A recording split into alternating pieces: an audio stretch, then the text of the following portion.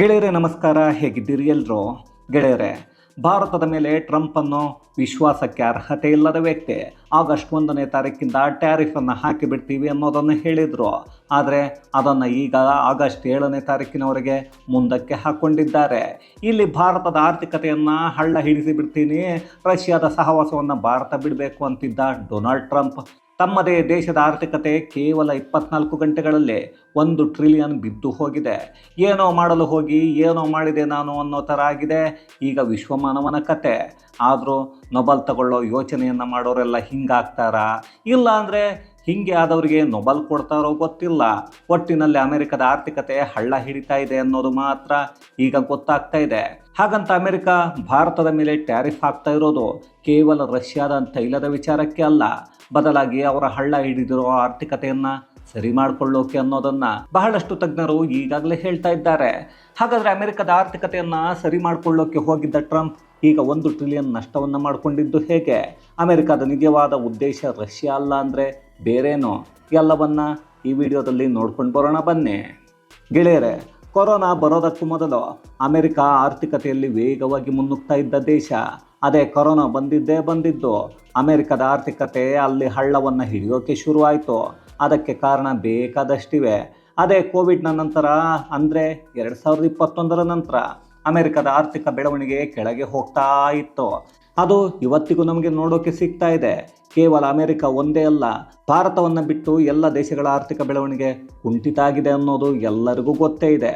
ಇನ್ನು ಭಾರತ ಶರವೇಗವಾಗಿ ಮುನ್ನುಗ್ತಾ ಹೋದರೆ ಅದೆಲ್ಲಿ ಜಗತ್ತಲ್ಲಿ ದೊಡ್ಡ ಶಕ್ತಿ ಆಗುತ್ತೋ ಅನ್ನೋದು ಟ್ರಂಪ್ ಯೋಚನೆ. ಹಾಗಾಗಿ ಅದಕ್ಕೆ ಕಡಿವಾಣ ಹಾಕಬೇಕು. ಜೊತೆಗೆ ಅಮೆರಿಕದ ಆರ್ಥಿಕತೆಯನ್ನು ಹೆಚ್ಚು ಮಾಡ್ಕೋಬೇಕು. ಹಾಗೆ ಮಾಡ್ಕೋಬೇಕು ಅಂದರೆ ಅಮೆರಿಕದ ವಸ್ತುಗಳನ್ನು ಎಲ್ಲ ದೇಶಗಳು ಖರೀದಿಯನ್ನು ಮಾಡಬೇಕು.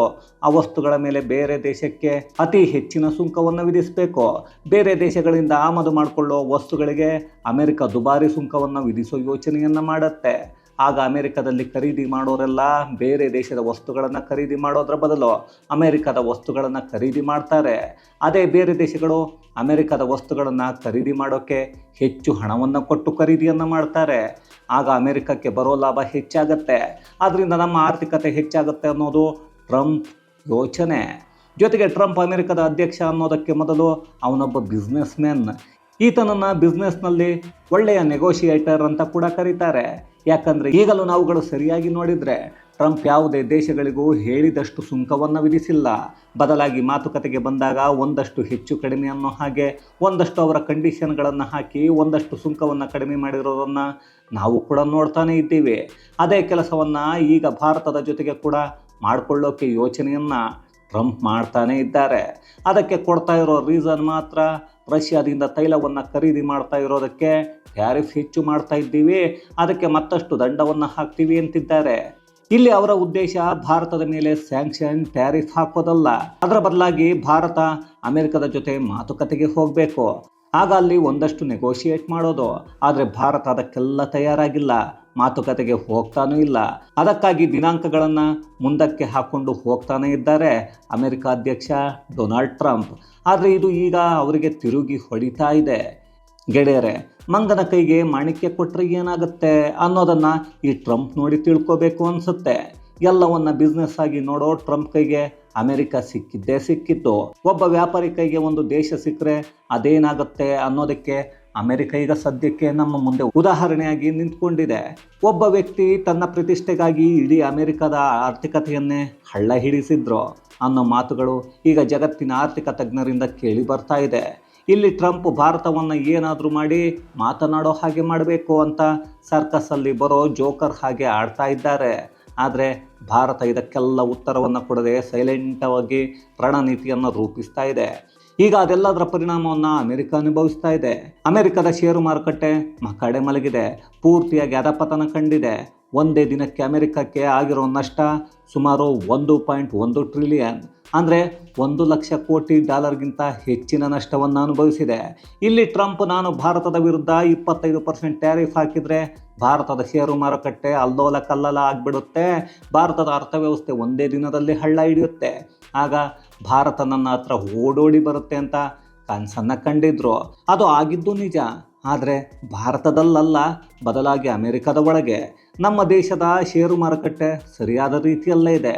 ಟ್ರಂಪ್ ದೊಡ್ಡ ಮನುಷ್ಯನ ಹಾಗೆ ಮಾಡಿರೋ ದೊಡ್ಡ ನಿರ್ಧಾರಗಳು ಈಗ ಅಮೆರಿಕದ ಷೇರು ಮಾರುಕಟ್ಟೆಯನ್ನು ಹಳ್ಳ ಹಿಡಿಸಿವೆ. ಇನ್ನು ಟ್ರಂಪ್ ಇತ್ತೀಚೆಗೆ ತಗೊಳ್ತಾ ಇರೋ ನಿರ್ಧಾರಗಳು ಕೇವಲ ಸಿರಿವಂತರನ್ನು ಖುಷಿಪಡಿಸಿ ಬಡವರು ಮತ್ತು ಮಧ್ಯಮ ವರ್ಗದವರನ್ನು ಪಾತಾಳಕ್ಕೆ ತಳ್ಳೋ ಕೆಲಸವನ್ನು ಮಾಡ್ತಾ ಇವೆ. ಆ ರೀತಿಯಾಗಿ ಎಲ್ಲವೂ ಇವೆ. ಈಗ ಚಿಕ್ಕ ಪುಟ್ಟ ಹೂಡಿಕೆದಾರರು ಅಂದರೆ ಅದು ಮಧ್ಯಮ ವರ್ಗ ಮತ್ತು ಒಂದಷ್ಟು ಬಡವರು ಮಾಡ್ಕೊಂಡಿರ್ತಾರೆ. ಅದೇ ಸಿರಿವಂತರು ದೊಡ್ಡ ದೊಡ್ಡ ಹೂಡಿಕೆಗಳನ್ನು ಮಾಡ್ಕೊಂಡಿರ್ತಾರೆ. ಇಲ್ಲಿ ಒಂದು ಬಾರಿ ಷೇರು ಮಾರುಕಟ್ಟೆ ಬಿದ್ದು ಹೋಯಿತು ಅಂದರೆ ಅಲ್ಲಿ ಸಣ್ಣ ಹೂಡಿಕೆದಾರರು ಅವರ ಹಣವನ್ನು ಕಳೆದುಕೊಳ್ತಾರೆ. ಅದೇ ದೊಡ್ಡ ಹೂಡಿಕೆದಾರರು ಇನ್ನೊಂದಷ್ಟು ವರ್ಷಗಳು ಕಾಯೋದಕ್ಕೆ ತಾಳ್ಮೆ ಇರುತ್ತೆ, ಅವರ ಹತ್ರ ಹಣ ಕೂಡ ಇರುತ್ತೆ, ಅವರು ಕಾಯ್ತಾರೆ.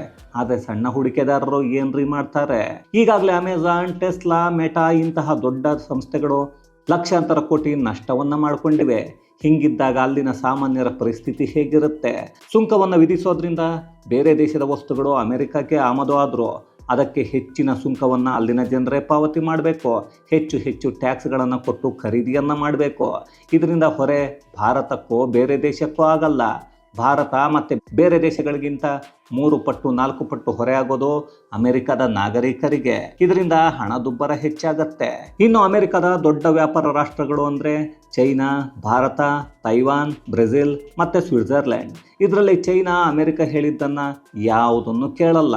ಇನ್ನು ಭಾರತದ ಮೇಲೆ 25% ಟ್ಯಾರಿಫ್ ಹಾಕ್ಕೊಂಡಿದೆ. ಅದರ ಜೊತೆಗೆ ದಂಡವನ್ನು ಹಾಕ್ತೀನಿ ಅನ್ನೋದನ್ನು ಹೇಳ್ಕೊಳ್ತಾ ಇದೆ. ತೈವಾನ್ ಮೇಲೆ 30% ಟ್ಯಾರಿಫ್, ಸ್ವಿಟ್ಜರ್ಲ್ಯಾಂಡ್ ಮೇಲೆ 39%, ಬ್ರೆಜಿಲ್ ಮೇಲೆ 50% ಟ್ಯಾರಿಫ್ ಹಾಕ್ಕೊಂಡಿದೆ. ಅಲ್ಲಿಗೆ ಹೆಚ್ಚು ವ್ಯಾಪಾರ ಮಾಡೋ ದೇಶಗಳಿಗೆ ಹೆಚ್ಚಿನ ಬರೆಯನ್ನು ಹಾಕಿದರೆ ಆ ದೇಶಗಳ ವಸ್ತುಗಳನ್ನು ಖರೀದಿ ಮಾಡೋದಾದರೆ ಹೆಚ್ಚಿನ ದರವನ್ನು ಕೊಟ್ಟು ಖರೀದಿ ಮಾಡಬೇಕಾಗಿರೋದು ಅಮೆರಿಕದ ನಾಗರಿಕರು. ಅಲ್ಲಿ ಅದೆಷ್ಟು ಟ್ಯಾರಿಫ್ ಹಾಕಿದ್ದಾರೋ ಅದನ್ನು ಅಲ್ಲಿನ ಜನರೇ ಅಲ್ಲಿನ ಸರ್ಕಾರಕ್ಕೆ ಕೊಡಬೇಕಾಗತ್ತೆ. ಇದರಿಂದ US ಷೇರು ಮಾರುಕಟ್ಟೆ ಈಗ ಎಂದೂ ಕಾಣದ ಕುಸಿತವನ್ನು ಕಂಡಿದೆ. ಇಲ್ಲಿ ಜನರು ತಾವು ಸಂಪಾದನೆ ಮಾಡೋ ಹಣವನ್ನು ಷೇರು ಮಾರುಕಟ್ಟೆಯಲ್ಲಿ ಹೂಡಿಕೆ ಮಾಡ್ತಾರೆ. ಇದು ಜನರು ಉಳಿಸಿದ ಹಣ ಆಗಿರುತ್ತೆ. ಇಲ್ಲಿ ನಮ್ಮ ದಿನನಿತ್ಯದ ವಸ್ತುಗಳ ಬೆಲೆ ಹೆಚ್ಚಾದರೆ ನಾವು ಸಂಪಾದನೆ ಮಾಡಿದ ಹಣವೆಲ್ಲ ಅವುಗಳಿಗೆ ಖರ್ಚು ಮಾಡ್ತಾ ಇದ್ರೆ ಉಳಿತಾಯ ಮಾಡೋದೆಲ್ಲಿ, ಹೂಡಿಕೆ ಮಾಡೋದೆಲ್ಲಿ? ಇನ್ನು ಸಂಪಾದನೆ ಮಾಡ್ತಾ ಇರೋ ಹಣ ನಮ್ಮ ಜೀವನಕ್ಕೆ ಸಾಕಾಗ್ತಾ ಇಲ್ಲ ಅಂದರೆ ಹೂಡಿಕೆಯನ್ನು ಮಾಡಿರೋ ಹಣವನ್ನು ಕೂಡ ವಾಪಸ್ ತಗೊಂಡು ಖರ್ಚನ್ನು ಮಾಡಬೇಕಾಗತ್ತೆ. ಇದು ಷೇರು ಮಾರುಕಟ್ಟೆಯ ಮೇಲೆ ಹೊಡೆತವನ್ನು ಕೊಡುತ್ತೆ. ಷೇರುಗಳ ಮಾರಾಟ ಜಾಸ್ತಿಯಾಗಿ ಅದನ್ನು ಖರೀದಿ ಮಾಡೋರು ಇಲ್ಲ ಅಂದರೆ ಅದು ಪ್ರತಿ ಷೇರಿನ ಮೌಲ್ಯವನ್ನು ಕಡಿಮೆ ಮಾಡುತ್ತೆ. ಅದು ಆಯಾ ಕಂಪನಿಗಳ ನಷ್ಟಕ್ಕೂ ಕಾರಣ ಆಗತ್ತೆ. ಇಲ್ಲಿ ಭಾರತದ ಷೇರು ಮಾರುಕಟ್ಟೆಯನ್ನು ಮಲಗಿಸಿಬಿಡ್ತೀನಿ ಅಂತ ಟ್ರಂಪ್ ಯೋಚನೆ ಮಾಡಿದ್ರು. ಆದರೆ ಪಾಪರ್ರಿ ಅದ್ಯಾಕೋ ರಿವರ್ಸ್ ಗೇರಲ್ಲಿ ಹೋಗಿ ಅಮೆರಿಕಾಗೆ ಹೊಡಿತಾ ಇದೆ. ಇಲ್ಲಿ ಅಮೆರಿಕದ ದೈತ್ಯ ಕಂಪನಿಗಳ ಷೇರುಗಳೇ 8ರಿಂದ 10% ಕುಸಿತವನ್ನು ಕಂಡಿವೆ. ಮೈಕ್ರೋಸಾಫ್ಟ್, ಅಮೆಜಾನ್, ಟೆಸ್ಲಾ, ಮೆಟಾ ಇವುಗಳೇ ನೆಲವನ್ನು ಕೆಚ್ಚಿವೆ. ಇದಕ್ಕೆಲ್ಲ ಕಾರಣ ಅದೇ ವಿಶ್ವಮಾನವನ ತಲೆಯಲ್ಲಿರೋ ಹುಚ್ಚು ಯೋಚನೆಗಳು ಮತ್ತು ನಿರ್ಧಾರಗಳು. ಇಲ್ಲಿ ಯಾವಾಗಲೂ ಷೇರು ಮಾರುಕಟ್ಟೆ ವ್ಯವಹಾರಗಳು ಆಯಾ ದೇಶದ ನಂಬಿಕೆ ಮತ್ತು ವಿಶ್ವಾಸದ ಮೇಲೆ ಏರಿಳಿತಗಳನ್ನು ಕಾಣುತ್ತವೆ. ಇಲ್ಲಿ ಟ್ರಂಪ್ ಅದೇ ನಂಬಿಕೆ ಮತ್ತು ವಿಶ್ವಾಸ ದ್ರೋಹ ಮಾಡ್ತಾ ಇರೋದೇ ಅಲ್ಲಿನ ಷೇರು ಮಾರುಕಟ್ಟೆ ಕುಸಿತವನ್ನು ಕಾಣೋಕ್ಕೆ ಕಾರಣ. ಇಲ್ಲಿ ಟ್ರಂಪ್ ಹೇಳೋ ಅತಿಯಾದ ಸುಳ್ಳುಗಳು ಕೂಡ ಆ ದೇಶದ ಕಂಪನಿಗಳ ಮೇಲೆ ಹೂಡಿಕೆ ಮಾಡಬೇಕಾ ಬೇಡವಾ ಅನ್ನೋ ಯೋಚನೆಯನ್ನ ಮಾಡೋ ಹಾಗೆ ಮಾಡಿವೆ. ಮಾಡದೇ ಇರೋದನ್ನ ಮಾಡಿದ್ದೀನಿ ಅಂತ ಹೇಳೋದು, ಆಗದೇ ಇರೋದನ್ನ ಆಗಿದೆ ಅನ್ನೋದು, ಪಾಕಿಸ್ತಾನದ ಜೊತೆ ಒಪ್ಪಂದವನ್ನ ಮಾಡ್ಕೊಳ್ತೀನಿ ಅನ್ನೋದು, ಇದನ್ನೆಲ್ಲ ಟ್ರಂಪ್ ಹೇಳ್ತಾ ಇದ್ರೆ ಇದೆಲ್ಲ ಯಾವ ಹೂಡಿಕೆದಾರರನ್ನ ಹೂಡಿಕೆ ಮಾಡೋ ಹಾಗೆ ಮಾಡುತ್ತೆ? ಗೆಳೆಯರೆ, US ಷೇರು ಮಾರುಕಟ್ಟೆ ಬಂಡವಾಳ ಇರೋದು $56 ಟ್ರಿಲಿಯನ್ನಿಂದ $57 ಟ್ರಿಲಿಯನ್. ಈಗ $1.1 ಟ್ರಿಲಿಯನ್ ಒಂದೇ ದಿನಕ್ಕೆ ನಷ್ಟ ಆಗಿದೆ. ಇಷ್ಟೊಂದು ದೊಡ್ಡ ಮಾರ್ಕೆಟ್ಗೆ ಇದೇನು ದೊಡ್ಡದಲ್ಲ ಬಿಡಿ ಸರ್ ಅಂತ ನಮಗೆ ಅನ್ನಿಸುತ್ತೆ, ನಿಜ. ಆದರೆ ಇದೇ ಕುಸಿತ ಮುಂದುವರೆದ್ರೆ, ಒಂದು 15 ದಿವಸ, 1 ತಿಂಗಳು ಮುಂದುವರೆದ್ರೆ ಏನಾಗುತ್ತೆ, ಹೇಗಿರುತ್ತೆ ಅನ್ನೋದನ್ನು ಯೋಚನೆಯನ್ನು ಮಾಡಿ. ಅದೆಷ್ಟೇ ಪ್ರಬಲ ದೇಶ ಆದರೂ ಮಕಾಡೆ ಮಲಗಿಕೊಳ್ಳಲೇಬೇಕಾಗತ್ತೆ. ಈಗಾಗಲೇ US ಡೆಟ್ ರೇಷಿಯೋ 1:1 ಇದೆ. ಅಂದರೆ ₹100 ಆದಾಯ ಆದರೆ ₹100 ಸಾಲ ಇದೆ. ಹಾಗಂತ ಇದು ಇವತ್ತು ಆಗಿರೋದಲ್ಲ, ಎಲ್ಲವೂ ಕೋವಿಡ್ ಸಮಯದಲ್ಲೇ ಆಗಿತ್ತು. ಇದು ಈಗ ಇನ್ನಷ್ಟು ಹೆಚ್ಚಾಗಿದೆ. ಇಲ್ಲಿ ಇಷ್ಟೆಲ್ಲ ಆದರೂ ಅಮೆರಿಕ ಹೇಗೆ ವಿಶ್ವದ ದೊಡ್ಡಣ್ಣ ಆಗತ್ತೆ ಅಂತ ಕೇಳಬೇಡಿ. ಅದಕ್ಕೆ ನಮ್ಮ ವಿಡಿಯೋದಲ್ಲಿ ನಾವು ಅವರನ್ನು ಯಾವತ್ತೂ ದೊಡ್ಡಣ್ಣ ಅಂತ ಕರೆದಿಲ್ಲ, ದಡ್ಡಣ್ಣ ಅನ್ನೋ ಪದ ಬಳಕೆಯನ್ನು ಮಾಡ್ತಾ ಇರ್ತೀವಿ. ಅಮೆರಿಕ ನಡೆದುಕೊಂಡು ಬರ್ತಾ ಇರೋದು ಸಾಲವನ್ನು ಮಾಡಿ ಆದರೂ ನೀವು ತುಪ್ಪವನ್ನು ತಿನ್ನಬೇಕು ಅನ್ನೋ ಮಾತಿನ ಮೇಲೆ. ಅದೇ ರೀತಿ ಅಲ್ಲಿನ ಜನರು ಕೂಡ ನಡೆದುಕೊಳ್ತಾರೆ, ಆ ದೇಶ ಕೂಡ ನಡೆದುಕೊಳ್ತಾನೆ ಇರುತ್ತೆ. ಈಗ ಈ ಆರ್ಥಿಕತೆಯನ್ನು ಸರಿ ಮಾಡಿಕೊಳ್ಳೋ ಹುಚ್ಚಾಟದಲ್ಲಿ ಟ್ರಂಪ್ ಅಮೆರಿಕದ ಜೊತೆ ಹೆಚ್ಚು ವ್ಯಾಪಾರ ಮಾಡೋ ರಾಷ್ಟ್ರಗಳಿಗೆ ಅತಿ ಹೆಚ್ಚಿನ ಟ್ಯಾರಿಫ್ ಹಾಕೋಕೆ ಮುಂದಾಗಿದ್ದಾರೆ. ಆದರೆ ಅದು ಈಗ ನಮಗೆ ಸದ್ಯಕ್ಕೆ ಒಂದಷ್ಟು ನಷ್ಟ ಮಾಡುತ್ತೆ ಅನ್ನೋದು ನಿಜ. ಆದರೆ ಮುಂದಿನ ದಿನಗಳಲ್ಲಿ ಅಮೆರಿಕವನ್ನೇ ಹೇಳೋಕೆ ಹೆಸರಿಲ್ಲದ ಹಾಗೆ ಮಾಡಿಬಿಡುತ್ತೆ. ಇನ್ನಷ್ಟು ಷೇರು ಮಾರುಕಟ್ಟೆ ಕುಸಿತವನ್ನು ಕಾಣುತ್ತೆ ಅನ್ನೋದು ಮಾತ್ರ ಗ್ಯಾರಂಟಿ.